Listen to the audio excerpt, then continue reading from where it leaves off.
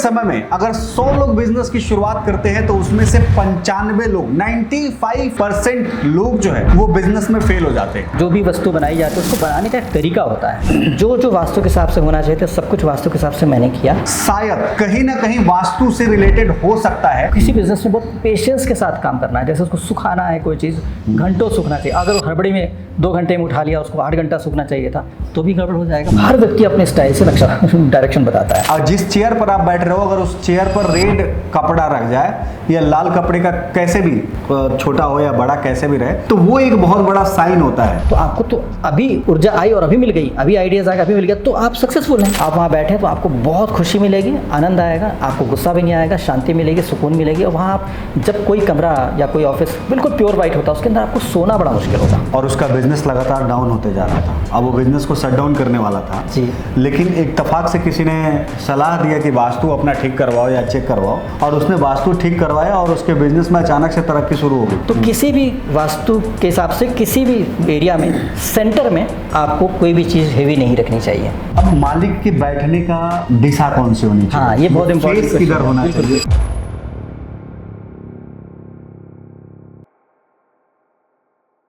दोस्तों, आज के समय में अगर 100 लोग बिजनेस की शुरुआत करते हैं तो उसमें से 95 लोग 95% लोग जो है वो बिजनेस में फेल हो जाते हैं। और वो मेहनत तो भरपूर करते हैं, वो इतना मेहनत करते हैं कि वैसे बिजनेस को सबसे ज्यादा उसी मेहनत के दम पर बढ़ाया जा सकता है, लेकिन इसके बावजूद भी उनका लक काम नहीं करता है और वो अपने बिजनेस के अंदर फेल होते चले जाते हैं। 1 कर दिया, 2 कर दिया, 3 कर दिया, लेकिन फिर भी लक साथ नहीं देता है। और इस लक के पीछे एक सबसे बड़ा साइंस होता है वास्तु। अगर वो वास्तु ठीक ना हो तो भी आपका लक काम नहीं करेगा और आपके बिजनेस में तरक्की नहीं मिलेगी। मैं अपने चैनल पे हमेशा स्टार्टअप्स आइडियाज के बारे में, बिजनेस आइडियाज के बारे में बात करता रहता हूं। और बहुत सारे लोग ऐसे हैं जो बिजनेस की शुरुआत करते भी हैं लेकिन लक नहीं होने की वजह से फेल कर जाते हैं। और वो लक शायद कहीं ना कहीं वास्तु से रिलेटेड हो सकता है। और इसी कॉम्प्लेक्स चीज को एक्सट्रैक्ट करने के लिए, एकदम सटीक जानकारी देने के लिए मैं आपको लेकर के आया हूं अमित सर के पास, जो एक ज्योतिषाचार्य जी हैं, जिनका 37 साल का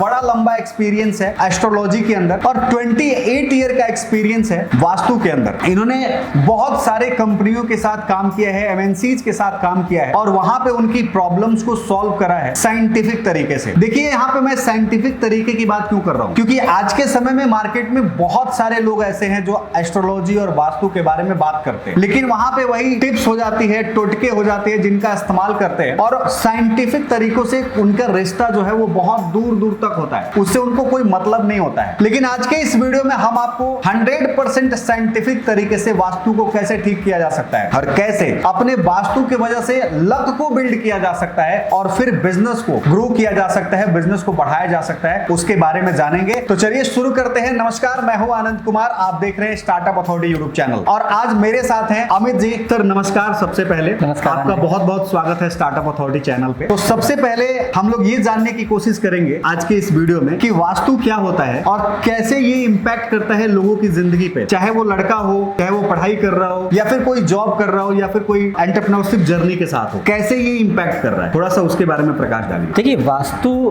का मतलब है आपका जो भवन है उसको बनाने की कला। जो भी वस्तु बनाई जाती है उसको बनाने का एक तरीका होता है, चाहे वो खाने की चीज़ हो, चाहे वो पहनने की चीज़ हो, चाहे वो रहने की चीज़ हो, चाहे वो वाहन हो। अगर आप तरीके से नहीं बनाएंगे तो उसका लाभ नहीं ले सकते। तो इसीलिए क्या है कि बहुत ज़रूरी है कि आप जैसा तरीका है उस हिसाब से बनाएं। अब तरीका क्या है वो कैसे पता लगता है? हमारे वेद बहुत कुछ बताते हैं और वेद ने ही बताया है, वेद का ही पार्ट है, इसने बता रखा है। अगर आप इस तरीके से मकान बनाएंगे तो आप प्रकृति से बहुत ऊर्जा प्राप्त कर सकते हैं। प्रकृति में बहुत ऊर्जा का भंडार है, बहुत ऊर्जा से भरा हुआ है पूरा ब्रह्मांड, और आपको उससे ऊर्जा अगर प्राप्त हो जाए तो क्या बुराई है। तो इसीलिए ब्रह्मांड से आपको ज़्यादा से ज़्यादा ऊर्जा मिले और वो ऊर्जा आपको मिले जो आपके लिए बेहतर हो, तो उसको प्राप्त करने का तरीका वास्तु में बताया गया है जी। हर व्यक्ति को की जरूरत अलग होती है। जैसे कोई व्यक्ति बहुत मिर्ची वाला खाना खाता है, कोई व्यक्ति मिर्ची वाला खाना नहीं खा पाता, सूट नहीं करता है, तो खाने में भी जैसे फर्क पड़ता है ना कि उस व्यक्ति को मिर्ची वाला खाना खिलाता है, जो व्यक्ति खा नहीं सकता है तो उसको दिक्कत हो जाएगी। इसी तरह से कोई काम करता है व्यक्ति, कोई भी बिजनेस करता है, जैसे आपने बताया कि आप बिजनेस करते हैं लोग और फेल हो जाते हैं। अब बिजनेस किस प्रवृत्ति का है, उसको क्या जरूरत है, बिजनेस की रिक्वायरमेंट क्या है? बहुत ज्यादा पावरफुल एग्रेसिव बिजनेस है, मतलब जोश में होना चाहिए, फास्ट होना चाहिए, एक्टिव होना चाहिए, तो उसके लिए थोड़ा डिफरेंट एनर्जी चाहिए होगी। किसी बिजनेस में बहुत पेशेंस के साथ काम करना है, जैसे उसको सुखाना है, कोई चीज़ घंटों सूखना चाहिए। अगर वो हड़बड़ी में 2 घंटे में उठा लिया, उसको 8 घंटा सूखना चाहिए था, तो भी गड़बड़ हो जाएगा, मॉइस्चर रह जाएगा। तो इस तरह से बहुत सारे काम ऐसे होते हैं जिसमें पेशेंस चाहिए होता है, बहुत सारे काम में एक्टिव होना चाहिए, बहुत फास्ट होना चाहिए, जरा भी डिले नहीं होना चाहिए। जैसे मिल में, कॉटन मिल में अगर जैसे कपड़े बन रहे हैं, अगर उसमें धागा टूट गया तो तुरंत जुड़ना चाहिए फटाफट। जैसे मैंने IIT के इंजीनियर से बात किया था जो टेक्सटाइल टेक्नोलॉजी में, उन्होंने बताया था कि चलते चलते भी धागा टूटता है और जुड़ भी जाता है फटाफट, और बिल्कुल रुकती नहीं मशीन। तो कितनी फास्ट एक्टिविटी है जो फटाफट होती है, उसमें एक्यूरेसी एक्टिविटी होनी चाहिए। तो वैसे में अगर एनर्जी फास्ट नहीं है, एक्टिव नहीं है, तो मशीन अटकती रहेगी, रुकती रहेगी, उतनी फास्ट चल नहीं पाएगी। तो इसीलिए हमें एनर्जी अलाइनमेंट ऐसा क्या किया जाए जिससे कि एनर्जी का अलाइनमेंट हो जाए, जिससे हमारा काम हो जाए। आप चूंकि कॉमर्शियल बात ही कर रहे हैं, कॉमर्शियल वास्तु की बात कर रहे हैं, इसलिए मैं भी कॉमर्शियल की ही कर रहा हूँ। घर का वास्तु भी होता है, डिफरेंट तरीके से होता है, लेकिन कॉमर्शियल वास्तु भी डिफरेंट होता है। आप कॉमर्शियल में देखा जाए, अगर धन कमाने के लिए लोग स्कूल भी खोलते हैं, स्कूल वास्तु डिफरेंट होगा, वहाँ मशीन नहीं है, आग नहीं है, कोई ऐसी चीज़ नहीं है जो फैक्ट्री में होती है। फैक्ट्री अलग हो गया, स्कूल अलग हो गया, हॉस्पिटल्स भी आजकल पैसे कमाने के लिए लोग हॉस्पिटल्स बनाते हैं। ऐसे बहुत सारे ऑर्गेनाइजेशंस हैं जो धन कमाने के उद्देश्य से बनाए जाते हैं और अगले अलग अलग तरह की सेवाएं देते हैं। तो इसमें हर जगह का वास्तु डिफरेंट होगा। मेरे अधिकतर जो व्यूअर्स हैं वो मशीनरी वाले बिजनेस है, जो मैन्युफैक्चरिंग बिजनेस को करते हैं जी। तो उस मशीन बिजनेस के अंदर जिसमें मशीन चल रहा हो, प्रोडक्शन हो रहा हो जी, उसके अंदर किस तरह की एनर्जी की जरूरत पड़ेगी? देखिए उसमें क्या है कि कई फैक्टर्स हो जाते हैं। जैसे क्या होता है कि एक फैक्ट्री के अंदर एक मशीन है, मशीन में क्या कंपोनेंट है, एक तो लोहा होगा या पीतल होगा, कॉपर होगा, साथ साथ क्या होगा उसके अंदर जो मशीन चल रही है एक्टिविटी हो रही है, घूम रहा है, उसके अंदर आग भी जलेगा। अगर इलेक्ट्रिक मोटर है उसके अंदर आग नहीं जलेगी, लेकिन करंट जा रहा होगा, विद्युत जा रही है। तो इस तरह से करके वो उसका मूवमेंट बनता है, और मूवमेंट से ही कोई भी आप एक्टिविटी करते हैं, एक्शन होता है। तो इस तरह से करके आपका मशीनरी का इस्तेमाल होता है। अब मशीन को कहाँ रखा जाए जहाँ से वो मैच कर जाए उसकी टेंडेंसी, जैसे वो हीट है, एक्टिविटी है, वो मैच होनी चाहिए। अब वास्तु में होता क्या है, वास्तु में अलग अलग एरियाज होते हैं जहाँ पर आपको अलाइनमेंट करना होता है। पंच तत्व जैसे है ना, अग्नि, पृथ्वी, वायु, जल, आकाश। अग्नि आपके मशीनरी में अग्नि होती है, उसके बाद पृथ्वी, वायु, जल, आकाश। तो अब क्या कई में क्या होता है कि आपको पानी की आवश्यकता भी होती है किसी मशीन में, उसको कूल करने के लिए कंडेंसर होता है, उसको पानी चाहिए होता है। पानी आप डालते ठंडा है, लेकिन वो गर्म होकर के हॉट हो जाता है और भाप बन के निकलता है। तो उसमें एरिया खुला भी होना चाहिए ताकि वो निकल पाए, भाप निकल पाए। तो ऐसे सारे फैक्टर 5 एलिमेंट्स आ जाते हैं। एलिमेंट्स की बैलेंसिंग होनी चाहिए। अगर आपकी फैक्ट्री में बहुत ज़्यादा हीट हो रहा है तो लोग खड़े भी नहीं हो पाएंगे और काम भी नहीं कर पाएंगे। बिल्कुल सही। तो अग्नि भी ज़्यादा नहीं होना चाहिए। तो इसलिए क्या है कि उसका एक अलग अलग स्थान है। जैसे आप अगर मशीनरी है तो कोशिश करें कि सबसे पहले तो एक चीज़ समझनी पड़ेगी आपको, जैसे मैं बताना चाहते हैं, लेकिन अगर आपको ये बात नहीं बताएं तो फिर आपको कंफ्यूज हो जाएंगे। बहुत लोग, सब व्यक्ति दिशा बताते हैं। अगर आप मेरे ऑफिस में बैठ जाएं और आप सबसे पूछे कि भाई घर का नक्शा आप बताइए कैसे कैसे क्या है, और उसमें डायरेक्शन बता दीजिए। हर व्यक्ति अपने स्टाइल से नक्शा डायरेक्शन बताता है। ये जब घुसते हैं तो पूरब की तरफ से जाते हैं। अब पूरब की तरफ से जा रहे हैं मतलब पूरब की तरफ जा रहे हैं, मतलब पूरब से जा रहे हैं कि पूरब की तरफ जा रहे हैं, किस तरह से बिल्कुल कंफ्यूजन होता है। उनको खुद भी कंफ्यूजन होता है, बस उनको जो समझ में आया बोल दिया। हर व्यक्ति का अपना तरीका है दिशा बताने का, और ये बहुत ही गड़बड़ है। तो इसलिए चूंकि अब आप सबको बताना चाह रहे हैं और बहुत लोगों को बताने की क्षमता आपके अंदर है, तो मैं चाहूँगा कि आपके माध्यम से सबको बताएं। दिशा देखने का एक स्टैंडर्ड तरीका है, वो ये है कि जो भी आपकी ज़मीन है या जो भी आपका फ्लैट है, मकान है, इंडस्ट्रियल फ्लैट्स भी होते हैं, तो उसमें आप ऐसे करिए कि एक कॉर्नर से दूसरे कॉर्नर तक अगर रस्सी अगर खींची जाए, बांधी जाए, और दूसरे कॉर्नर से दूसरे कॉर्नर तक मतलब क्रॉस इस तरह से रस्सी बांधी जाए कॉर्नर टू कॉर्नर, तो सेंटर में एक जगह आएगी, उस जगह पे आप खड़े हो जाइए। आपके पास मोबाइल होगा, मोबाइल को जीपीएस से कनेक्ट करिए, साथ साथ इंटरनेट से भी कनेक्ट करिए। मोबाइल को क्लीन कर लीजिए और उसको 8 बना करके उसको कैलिब्रेट करते हैं। ठीक है, कैलिब्रेट करना बहुत ज़रूरी है, नहीं तो कैलिब्रेट नहीं किया तो उल्टा फुल्टा डायरेक्शन आ जाएगा। तो आप कैलिब्रेट कर लीजिए। आईफोन में ज़्यादातर कैलिब्रेशन नहीं करना पड़ता है, बहुत अच्छी टेक्नोलॉजी यूज़ करते हैं, इसलिए महंगा भी होता है काफ़ी। लेकिन सबके पास आईफोन नहीं है, तो इसलिए एंड्रॉयड जो है उसको कैलिब्रेट ज़रूर कर लीजिए।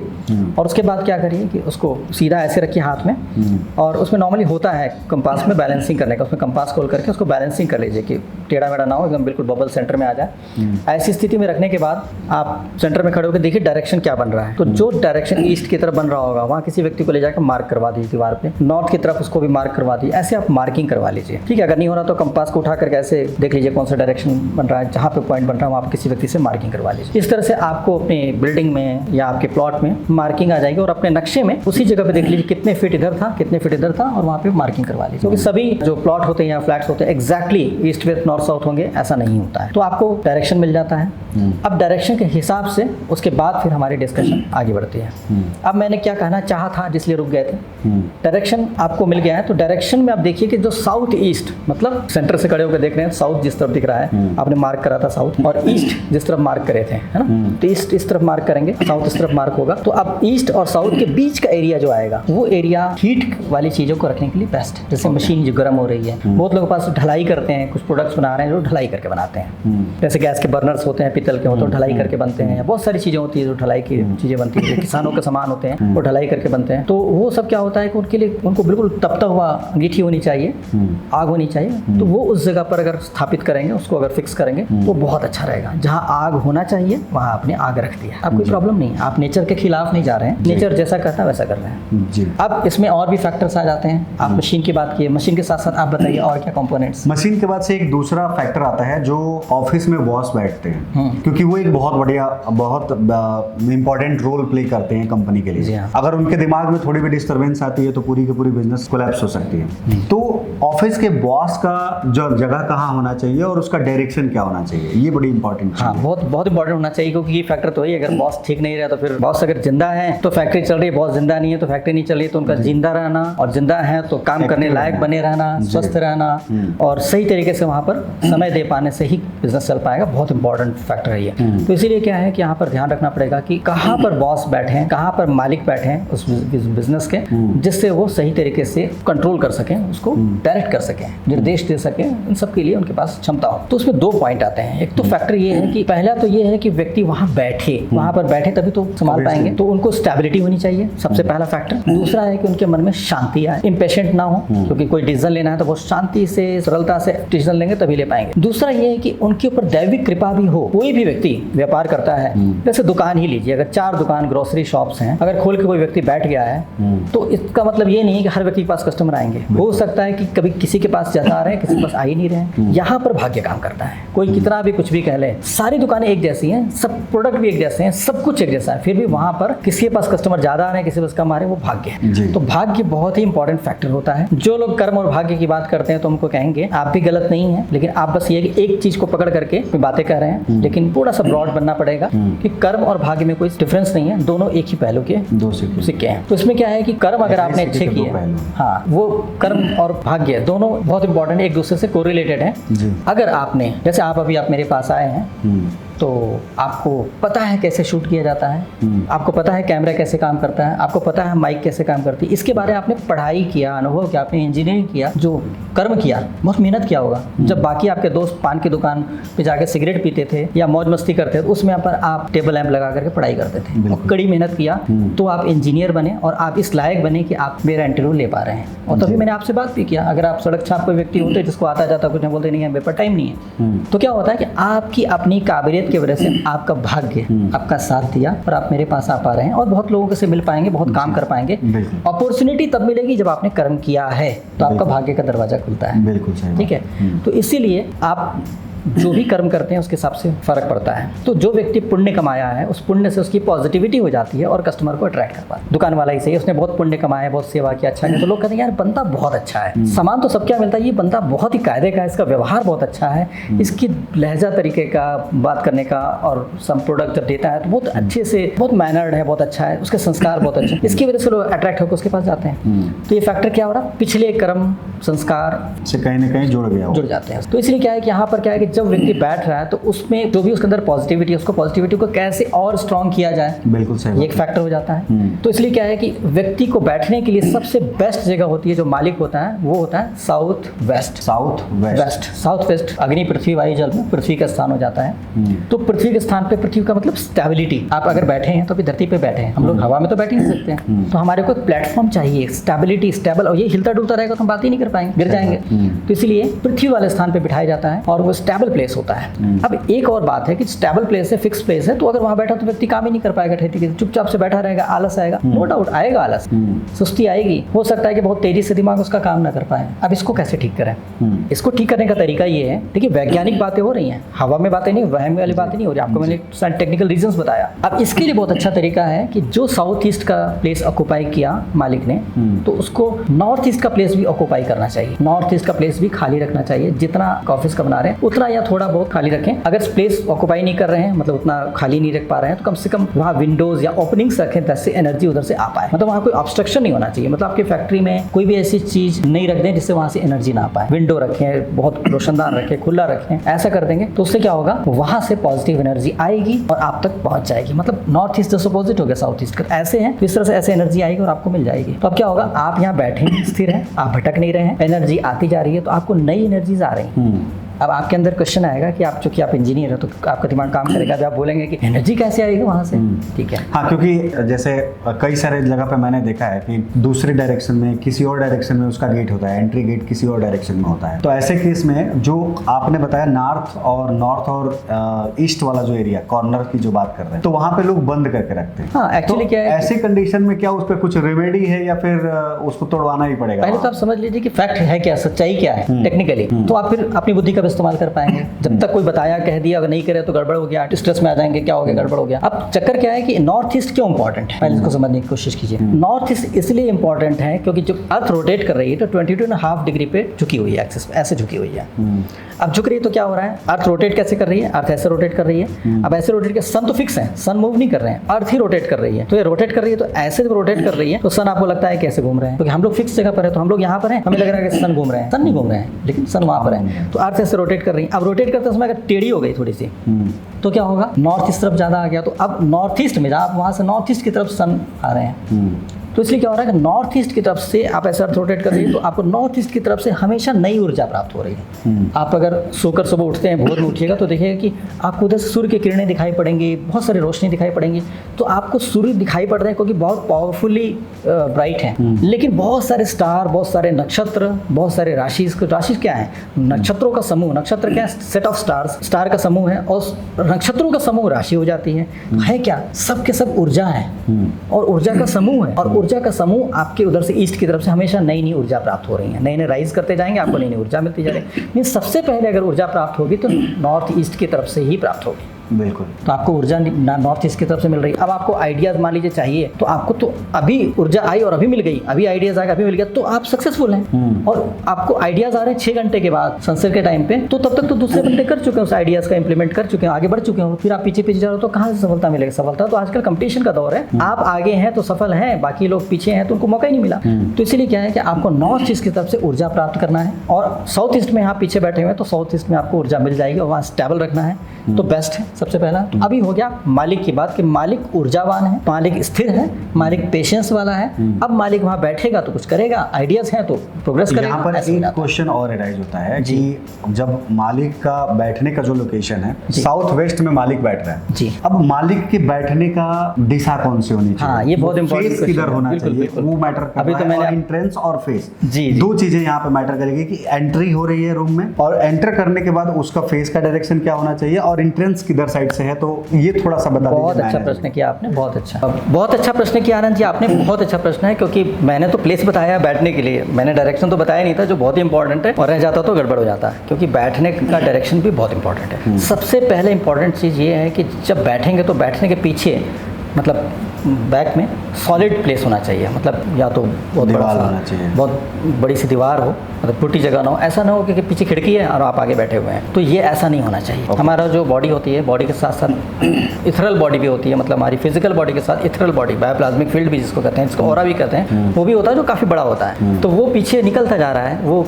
तो फायदा नहीं है उसका, आपको लॉस होगा, लॉस ऑफ एनर्जी। हमें एनर्जी चाहिए प्रोग्रेस करने के लिए, सिर्फ फिजिकल बॉडी नहीं, एनर्जी बॉडी भी चाहिए। तो इसलिए पीछे सॉलिड होगा, तो आपको जो एनर्जी मिल रही है सामने से वो रुक जाएगी और आपको प्राप्त हो जाएगी जी। दूसरा है कि आप डायरेक्शन क्या होना चाहिए, डायरेक्शन होना चाहिए आपका नॉर्थ ईस्ट की, देखिए ऊर्जा तो उधर से मिल रही है। अब देखिए आपके सारे ऑर्गन्स जो हैं, आईज, नोज, मुंह, कान, सब ऐसे हैं आगे की तरफ, पीछे की तरफ कुछ भी नहीं है। तो आप इस तरफ हैं तो आप ऊर्जा रिसीव कर पाएंगे और आप ऊर्जावान बन जाएंगे। अगर किसी वजह से नहीं बैठ पा रहे हैं, हमेशा आपके मन के हिसाब से नहीं होता है, बहुत सारी बिल्डिंग बहुत सारी जगह पर, तो आप नॉर्थ की तरफ कर लें, नॉर्थ की तरफ भी ठीक है, या ईस्ट की तरफ कर लें। इन नॉर्थ से लेकर के ईस्ट के बीच में जो भी संभव हो कर सकते हैं तो करें, बेस्ट होता है नॉर्थ ईस्ट। तो आप जैसे भी कई बार होता है कि आप कमरे में इस तरह से ऐसे बैठ लें, गोल से बना लें टेबल, और आप इस तरह से बैठ जाएं कि ऑटोमेटिकली इस तरह, या आप बैठे इस तरह से, मान लीजिए आप ईस्ट की तरफ बैठे हैं और नॉर्थ ईस्ट की तरफ कंप्यूटर इस तरह से रख लीजिए, लैपटॉप इस तरह से रख लीजिए कि आप उस तरफ काम कर रहे हैं तो उस तरफ हो जा रहे हैं, तो आप नॉर्थ ईस्ट की तरफ फेस चला गया आपका, ज़्यादातर कंप्यूटर में आप बैठ रहे हैं, ऐसे ऐसे करके बहुत ट्रिकी तरीके से अपने आप को उस तरफ रखें तो आपको ऊर्जा ज़्यादा मिलेगी। ओके, एक चीज़ और यहाँ पर रियलाइज होता है, लोग बात करते हैं कि आप जिस कुर्सी पर बैठ रहे हैं उस कुर्सी पर अगर लाल कपड़ा रह जाए तो वो भी इम्पैक्ट क्रिएट करता है। अब मुझे ये थोड़ा समझ में नहीं आया साइंटिफिक तरीके से भी। अच्छा कि आपने प्रश्न किया, क्योंकि ऐसी चीजें लोगों के मन में। पर ये मैंने बहुत सारे ज्योतिषाचार्य जो लोग आज के समय में हैं, जो इंटरनेट पर वास्तु के बारे में बताते हैं, उनमें बहुत बड़े बड़े लोग ये कह रहे हैं कि जिस चेयर पर आप बैठ रहे हो अगर उस चेयर पर रेड कपड़ा रख जाए या लाल कपड़े का कैसे भी छोटा हो या बड़ा कैसे भी रहे तो वो एक बहुत बड़ा साइन होता है। ये कितना सही है? एक बात समझने की कोशिश करिएगा, रेड का क्या महत्व है लाल का। आप स्पेन में जब बुल फाइट होता है ना, वो डेंजरस चीज करने के लाल रुमाल दिखाया और बुल अटैक कर देगा। करेक्ट बात है। कलर, हाँ, वो कोई डेंजरस चीज नहीं होती, सिर्फ कलर और कलर देख के बुल को गुस्सा आ जाता है और अटैक करने लग जाता है। ओके, एग्रेशन देता है लाल, ठीक है, उत्साह बढ़ाता है लाल। ओके, और इसका अगर कलर का क्या महत्व है, इसको स्पेक्ट्रम में अगर देखेंगे तो विबग्योर, जैसे विबग्योर कलर 7 कलर्स में होते हैं, वो हम लोग की बॉडी में स्पेक्ट्रम के हिसाब से है, विबग्योर के हिसाब से। तो सबसे नीचे जो होता है मूलाधार चक्र, वो उसका कलर है लाल। ओके, उसका भौतिक चीज़ों से बड़ा महत्व है, जोश है, उमंग, एक्साइटमेंट है, मटेरियल चीज़ों से मतलब है। तो इसलिए लाल चीज़ जो है, लाल पूजा पाठ भक्ति में भी आता है, लेकिन उसमें कब आता है? जोश के लिए, उमंग के लिए, उत्साह के लिए। जैसे देवी माँ का लाल लाल से किया जाता है तो उत्साह के लिए होता है, जोश के लिए होता है, पावर वाली है देवी, शक्ति स्वरूपा है, तो शक्ति और लाल का संबंध बनता है। ओके, तो अगर कोई व्यक्ति बहुत लेज़ी है, सुस्त है, आने का मन ही नहीं करता, आके सोने जैसे उसको नींद सी आती है, जमाई आती है, तो भाई वो लाल पहन भी ले, लाल बिछा भी ले, रेड कलर को ज़्यादा से ज़्यादा कर ले तो अच्छी बात है। लेकिन अगर जन्मपत्री में मंगल ठीक नहीं है और डेंजरस है मंगल, अगर उससे दुर्घटना हो सकती है तो फिर लाल रखना ही गड़बड़ हो जाएगा। कभी भी ना छोटी छोटी बातों में, ज्योतिष में और वास्तु में छोटी छोटी बातों में पढ़ के अपनी ज़िंदगी में डिसीजन नहीं लेने चाहिए। और फैक्टर्स भी होते हैं, पक्का देखिए हर तरह से जज करके कि ये सही है तो उसके बाद आँख बंद करके बढ़ जाइए, आगे ज़िंदगी भर चलिए, लेकिन वह में ना पड़े तो ज़्यादा अच्छा रहेगा। और भी कलर्स हैं जो व्यक्ति, अगर किसी व्यक्ति को हरा कलर सूट करता है, बहुत सूटेबल उसके बिजनेस के लिए, उसमें प्रॉस्पेरिटी आती है, और हरा रंग यूज़ करें।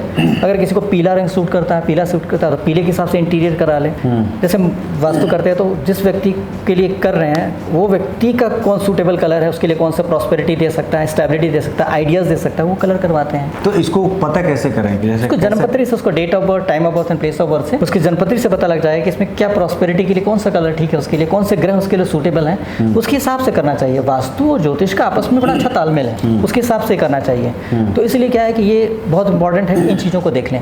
अब ये होता है कि नहीं है डेट ऑफ बर्थ वगैरह, क्या किया जाए, ये भी बहुत बड़ा फैक्टर है। तो इसमें क्या है कि आपको ऐसे केस में एकदम प्योर वाइट इस्तेमाल करना चाहिए अपने ऑफिस के लिए। ओके, जब कुछ समझ में ना आए तो आप प्योर वाइट यूज तो कहते हैं समझ में आए चाहे नहीं आए, वाइट सबसे बेस्ट है। फैक्ट्री में कहते हैं गंदा हो जाएगा, कोशिश कीजिए कैसा कि वॉशेबल लगाइए जिसको आप क्लीन कर सकते हो। आप वहाँ बैठे तो आपको बहुत खुशी मिलेगी, आनंद आएगा, आपको गुस्सा भी नहीं आएगा, शांति मिलेगी, सुकून मिलेगी। और वहाँ आप जब कोई कमरा या कोई ऑफिस बिल्कुल प्योर वाइट होता है, उसके अंदर आपको सोना बड़ा मुश्किल होगा। आप ध्यान दीजिएगा, कभी भी किसी वाइट ऑफिस में चला गया जहाँ सब कुछ वाइट हो, आप वहाँ सो नहीं सकते, आप एक्टिव रहेंगे। सोना हो तो बहुत मुश्किल हो जाएगा, क्योंकि इतनी ब्राइटनेस होती है, इतने लाइट होता है कि आप एकदम एक तो उत्साहित रहेंगे, खुश रहेंगे, क्रोध भी नहीं आएगा। तो इस तरह से आप रंगों का इस्तेमाल भी कर सकते हैं। फैक्ट्रीज के लिए थोड़ा डिफरेंट अलग अलग होता है, जहाँ पर अपने मतलब अग्नि वाली जगह वहाँ पे लाल कलर भी कर सकते हैं, ऑरेंज कलर भी कर सकते हैं, जो जिसका जो टेम्परामेंट जो है वो थोड़ा सा एग्रेसिव है, जिसका लाल और इस टाइप के कलर जो है गर्म कलर है, वार्म कलर, वैसे कलर आप यूज़ कर सकते हैं तो अच्छा रहेगा। क्या कोई ऐसा एग्जाम्पल आपने देखा है अपने लाइफ में कि कोई बंदा बिजनेस की शुरुआत किया और उसके यहाँ वास्तु ठीक नहीं था और उसका बिजनेस लगातार डाउन होते जा रहा था, अब वो बिजनेस को शट डाउन करने वाला था जी, लेकिन इत्तेफाक से किसी ने सलाह दिया कि वास्तु अपना ठीक करवाओ या चेक करवाओ, और उसने वास्तु ठीक करवाया और उसके बिजनेस में अचानक से तरक्की शुरू हो गई? ऐसा कोई एग्जांपल? आपका ये प्रश्न बहुत ही स्मार्ट क्वेश्चन है, मतलब ये बहुत ही स्मार्टली आपने एक बात बोल करके 10 आइडियाज़ देने का मौका दे दिया मुझे। देखिए, बहुत समय का अनुभव है मुझे, तो इसमें बहुत सारे जीवन में देखने को मिला जहाँ पर ऑर्गेनाइजेशन पूरी तरह से ठप हो गया था, व्यक्ति दिवालिया होने की हालत, और उसने वास्तु करवाया भी था, और उसे लाखों रुपये खर्च करके कहीं साउथ साउथ से बुलवाया, कहीं से कुछ बुलवाया, और फिर भी उसको फ़र्क नहीं पड़ रहा था। जब मेरे को बुलवाया, वो लास्ट था कि भाई अब आप एक बार लास्ट देख लेते हैं क्योंकि जेन्युइन लग रहे हैं, पूछ लेते हैं, उसके बाद तो कोई तरीका बचेगा ही नहीं जी। तो मैंने जाके क्या देखा, लोगों ने पिरामिड लगा रखे थे। जो वो पिरामिड सीढ़ी के पास इधर उधर, मतलब पिरामिड टेढ़ा भी है, उल्टा भी लगा रखा है, मतलब पिरामिड चिपका रखा था दुनिया भर का। ये वास्तु के लिए ही पिरामिड लगा रहा था, वास्तु करेक्शन के लिए कि नेगेटिविटी नहीं आएगी। अब देखिए इसमें आप प्रश्न आप कुछ देर बाद करते ही तो आ गया है जवाब। पिरामिड का इस्तेमाल करते हैं, पिरामिड का इस्तेमाल जो कर रहे हैं इस तरह से प्लास्टिक उल्टा फुल्टा लगा रहे हैं, दैट इज कम्प्लीटली रॉन्ग। उसका कोई फायदा नहीं है। पिरामिड जो होता है वो उसका एक फॉर्मूला है, पर पिरामिड कैसे बनाया था, पाई की थ्योरी के हिसाब से होता है, और उसी के फॉर्मूला के हिसाब से उसका कंस्ट्रक्ट किया था किस एंगल पे बनेगा और किस तरह से बना, कितनी हाइट होनी चाहिए, कितनी विड्थ होनी चाहिए, कितने डिग्री पे होना चाहिए, ये सब फॉर्मूला है। और उसको बिल्कुल धरती पर एकदम समतल भूमि पर बनाया जाता है, बड़ा हो चाहे छोटा हो, उल्टा टेढ़ा नहीं किया जाता है। ये कंसंट्रेशन किया था, एनर्जी को कंसंट्रेट करने से। लेंस आप क्या हो, लेंस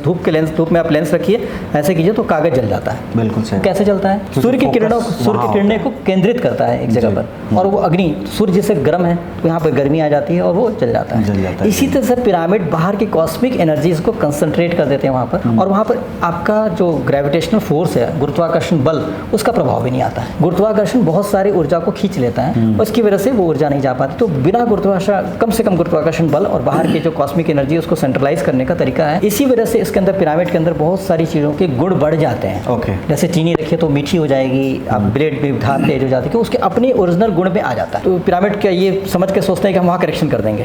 एक ध्यान रखिएगा, पिरामिड के अंदर आपने जहर रखा है तो जहर बहुत तगड़ा जहर बन जाएगा।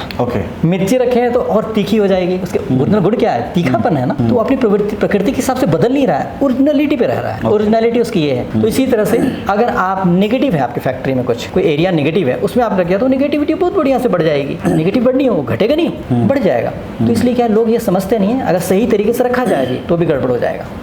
तो इसलिए वहाँ पर पिरामिड, और वो पिरामिड, प्लास्टिक के पिरामिड टेढ़े मेढ़े से अजीब से लगा रखे थे, इसका कोई फायदा नहीं था। सोच रहे थे रेमेडी कर रहे हैं, दैट वाज कंप्लीटली रॉन्ग। मैंने पूछा कि चेंजेस क्या किया जब से गड़बड़ चला, तो पता चला एक मशीन आई थी, बहुत बड़ी फैक्ट्री थी, एक बहुत बड़ी मशीन खरीदा था, क्योंकि तरक्की कर गए थे तो उन्होंने सोचा कि एक और मशीन लगा लेते हैं, और मशीन लगाया उन्होंने गलत स्थान पे। अब ये था कि बाकी सारे आते थे इनके पास वास्तु करने के लिए, और सब बिना मशीन चेंज किए वो जुगाड़ करते थे, दाएं बाएं ये कर लो, बिना तोड़े ही सही हो जाएगा, बिना तोड़े ही सही हो जाएगा, ऐसे करके बचाते थे और लाखों रुपए लेके चले जाते थे। मैंने उनसे कहा कि ये मशीन यहाँ पे नहीं लग सकती, क्योंकि अब वो कहाँ पे रखा गया था मशीन, बताएं, वो ब्रह्म स्थान पे मशीन रख दी गई थी, मतलब बिल्कुल सेंटर में। वो इसलिए रखे थे, बहुत समझदारी से रखा था। मशीन ऐसी जगह रखे थे, इधर से पानी आ सकता था, इधर से डीजल डाल सकते थे, इधर से ये डाल सकते, इधर से, मतलब वो मशीन एक्सेसिबल थी सब तरफ से। मतलब वहाँ का जो एनवायरनमेंट था, वहाँ से सारे रिसोर्सेज उसको मशीन को मिल बुद्धि का पूरा इस्तेमाल किया उन्होंने, उसमें कोई कमी नहीं, उनको आप क्रिटिसाइज नहीं कर सकते उस पॉइंट से, लेकिन वास्तु के हिसाब से पूरा गड़बड़ था।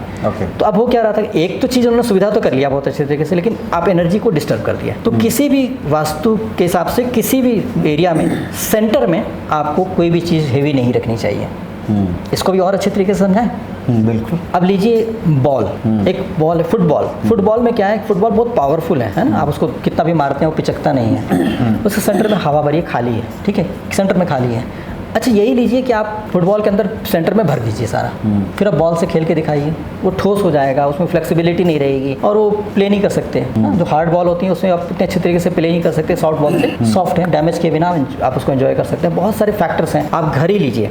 आपको बहुत अच्छा एग्जाम्पल देते हैं, समझाने की कोशिश करते हैं, क्योंकि वैज्ञानिक कारण है, और जब तक वैज्ञानिक कारण को नहीं समझेंगे तब तक आप वहम में पड़ेंगे और आपको कोई बुद्धू बनाता रहेगा और परेशानी होती रहेगी। बिल्कुल। आप एग्जाम्पल लीजिए कि आपके घर में एक ऐसा घर है जो चारों तरफ मकान बने, बीच में आंगन है, जैसे पुराने जमाने में हुआ था, जैसे राजा महाराजा का भी होता था कि चारों तरफ बने, बीच में आंगन होता था। तो एक ऐसा घर है, जहाँ पर सारे कमरे बने हुए ऐसे भरे पड़े हैं, कहीं बीच में खाली नहीं है। अब जिस घर में बिल्कुल कमरे बने, उसमें एक कमरे में चूहा मर गया। बहुत गंदा सा एग्जांपल दे रहे हैं, लेकिन बहुत जल्दी समझ में आ जाएगा। अब वो चूहा मर गया एक कमरे में, तो क्या सारे कमरे में बदबू जाएगी? ठीक है, सेंटर वाले कमरे में मर गया है, नहीं जाएगी, क्योंकि इधर कमरा जहाँ पे चूहा मरा है, इसका एक कमरा के बाद दूसरा कमरा जो पड़ा वहाँ तो बदबू जाएगी ही नहीं, कि उसको रास्ते में ट्रैवल करने के लिए स्पेस नहीं मिल पा रहा है। अब जिसमें आंगन है बीच में, वहाँ पर सेंटर में चूहा मर गया, वहाँ पर सब कमरे में बदबू चली जाएगी। क्यों? सब तरफ से एक्सेसिबल है। तो अब चूहा का एग्जांपल इसलिए दिया क्योंकि बदबू से तो तुरंत समझ में आ गया। तो आप समझिए जिस तरह से चूहे की स्मेल हर कमरे में जा सकती है, अगर सेंटर में खाली हो तो उसी तरह से अच्छी ऊर्जा भी अगर आपके वहाँ पर आ रही है, प्रकृति से आप ऊर्जा जो प्राप्त हो रही है, चाहे धूप हो, चाहे बारिश हो, चाहे खुशबू हो, वो भी सभी कमरे में जाएगी, सभी कमरे में ऊर्जा प्राप्त हो जाएगी। बिल्कुल। तो हमें एक सेंटर से ऊर्जा प्राप्त हो जाए ऐसी जगह होती है। अब फैक्ट्री में भी आपको ऊर्जाएं चाहिए किसी भी चीज़ के लिए। दो तरह की ऊर्जा होती है, एक होती है कंस्ट्रक्टिव, एक होती है डिस्ट्रक्टिव। कंस्ट्रक्टिव एनर्जी अगर है तो हर चीज़ कंस्ट्रक्ट होगी, निर्माण होगा, और डिस्ट्रक्टिव हर चीज़ टूटेगी फूटेगी, खराब होएगी। अगर आप कंस्ट्रक्टिव एनर्जी चाहते हैं तो सेंटर में आप खाली रखिए और कॉस्मिक एनर्जी, नई एनर्जीज प्राप्त करते रहिए, ठीक चलेगी। उन्होंने नई एनर्जीज को ही डिस्टर्ब करना शुरू कर दिया मशीन से, तो कंस्ट्रक्टिव एनर्जी आ ही नहीं पाती थी, और वो डिस्टर्ब होकर जाती थी। तो कंस्ट्रक्टिव एनर्जी को डिस्ट्रॉय करके एक तरह से स्प्रेड कर रहे हैं, इसकी वजह से उनका काम बिगड़ने लगा था। एक्चुअली डैमेज हुआ, प्रोडक्ट खराब हो जाते थे, कहीं उनका मेजरमेंट सही नहीं हो पाता था, कभी कुछ हो पाता था। तो इस वजह से दिक्कतें आने लगी। बहुत मेहनत कर उनको बड़ा भरोसा हुआ, और लास्ट उनको लगा कि जब दिवालिया होना ही है तो एक बार एफर्ट कर लेते हैं, इनकी बात मान लेते हैं। उन्हें क्रेन वेन लेकर के जैसे तैसे कर उस मशीन को दूसरी जगह शिफ्ट किया। उसको शिफ्ट करने के बाद बहुत कुछ करना पड़ता है, कंक्रीट डाल करके फिक्स किया जाता है, प्लेटफॉर्म बनाया जाता है। इतना कुछ करने की आवश्यकता पड़ रही थी और करने की कोशिश कर भी रहे थे, तभी उनको ऑर्डर आया, और ऑर्डर से उनको बनाना था अर्जेंट कि इतने दिन में ही करना है। अब वो कंक्रीट करने के पहले सोचे कि चलो करते हैं काम, नहीं तो ऑर्डर हाथ से निकल जाएगा, पैसे आ जाएंगे। उन्होंने मशीन चलाना शुरू किया, तो अब तक वो उस लेवल का बढ़िया प्लेटफॉर्म बना नहीं पाए हैं, और चली रही है मशीन। अच्छा। चलती ही जा रही है क्योंकि वो पॉजिटिव एनर्जी प्राप्त होने लगी। तो क्या हो गया कि ऑर्डर्स मिलने लगे, ठीक तरीके से काम करने लगे वर्कर्स, और परफॉर्मेंस बहुत बढ़िया हो गया और चलता जा रहा था। उनको मतलब इतनी भी फुर्सत नहीं मिली। जो दिवालिया होने वाला था वहाँ पे अब इतना टाइम उनको मिल गया, तो आप यही चाहते थे इतने ना ऑर्डर्स मिल गए कि वो अब प्लेटफॉर्म ही सेट नहीं कर पा रहे हैं क्योंकि ऑर्डर बाहर मतलब वो तो सिर्फ एक होता है ना, सफाई सुंदर ब्यूटिफिकेशन करना था, वो नहीं कर पाए। एक और एग्जांपल देते हैं जो बहुत मज़ेदार है, जो खुल के कह देंगे। प्रयागराज में नैनी में 2 पेट्रोल पंप है, अगर आप रास्ते में जाएंगे तो 2 हैं। एक ने मुझसे कांटेक्ट किया था, और मेरे को चूंकि व्यवस्था की वजह से जाने में थोड़ा विलम्ब हो गया। बाकी तो वो कर ही देंगे, टंकी जो अंदर डालनी है वो हम लोग डाल लेते हैं, बाकी आएंगे तो देख लिया जाएगा। तो अपनी सुविधा के हिसाब से कहाँ डालना है अपना देख दाख करके टैंक डाल दिया। अब मैं गया तो मैंने कहा कि अरे टैंक डाल दिया आपने, टैंक तो बहुत इंपॉर्टेंट था, बहुत हैवी है वो, उसको तो सोच समझ के रखना था वास्तु के हिसाब से। अब वो बोले भाई साहब वो तो चला गया और बहुत मुश्किल है उसको निकालना, मतलब बहुत टफ है, बहुत ज़्यादा खर्चा होगा। मैंने कहा तो टैंक तो यहाँ पे नहीं चलेगा, गड़बड़ है। तो उसके बाद क्या किया जाए? बोले कि आप कुछ और जुगाड़, मैंने जुगाड़ नहीं, जो होगा तो जेन्युइन होगा। तो बोला कि ठीक है, एक तरीका है कि दूसरा टैंक ले लेते हैं, आप जहाँ बताओ वहाँ डाल लेते हैं, इसको फिल कर देंगे। ठीक है जी, उसको फिल कर दिया गया। दूसरा टैंक उन्होंने खरीदा और दूसरा टैंक मेरे हिसाब से लगा दिया। जो जो वास्तु के हिसाब से होना चाहिए था सब कुछ वास्तु के हिसाब से मैंने किया, करवाया। और इतना बजट उनका जो था, बजट थोड़ा ख़राब हो गया क्योंकि बहुत ज़्यादा खर्चा आ गया। उनको जो बहुत सुंदर सा फैंसी सा थोड़ा स्टोर बनाना था, बहुत सुंदर बनाना था, वो कर नहीं पाए।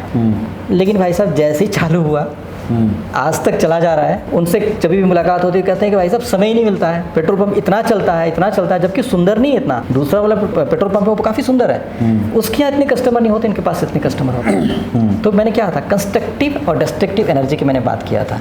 यहाँ पर वो कंस्ट्रक्टिव एनर्जी के साथ वास्तु के हिसाब से कनेक्ट कर दिया गया, तो हमेशा नए कस्टमर्स आते हैं, खुश होते हैं, अट्रैक्ट होते हैं, उनके पास से पेट्रोल भरवा के चले जाते हैं। दूसरी तरफ वैसा वास्तु नहीं होगा जिसकी वजह से नहीं आ पा रहे हैं। तो ये ऐसे ऐसे फैक्टर्स बहुत सारे हैं जिसमें हैं। एक और एग्जांपल दे देते हैं जो आपके हिसाब से, आपने चूँकि मालिक की बात किया, तो मालिक की बहुत बड़ी एक और बात बहुत इंपॉर्टेंट है जो जानना बहुत ज़्यादा ज़रूरी है, क्योंकि बिजनेसमैन अगर दयालु है और कुछ दयालुता में कुछ ऐसा गड़बड़ कर दिया तो हो सकता है कि कल को कंगाल भी हो जाए। जैसे एक मेरा क्लाइंट था, उसने क्या किया था कि दिल्ली में ही एक बहुत बड़ी बिल्डिंग थी उसके पास, और वो उस समय की बात जब इंदिरा गांधी PM हुआ करती थी, और उस समय पर टीवी बहुत बड़ी बात हुआ करती थी। टीवी विदेश से आता था, इंडिया में था ही नहीं, और बहुत बड़े बड़े एंटीना लगते थे, बहुत बड़ी बात थी।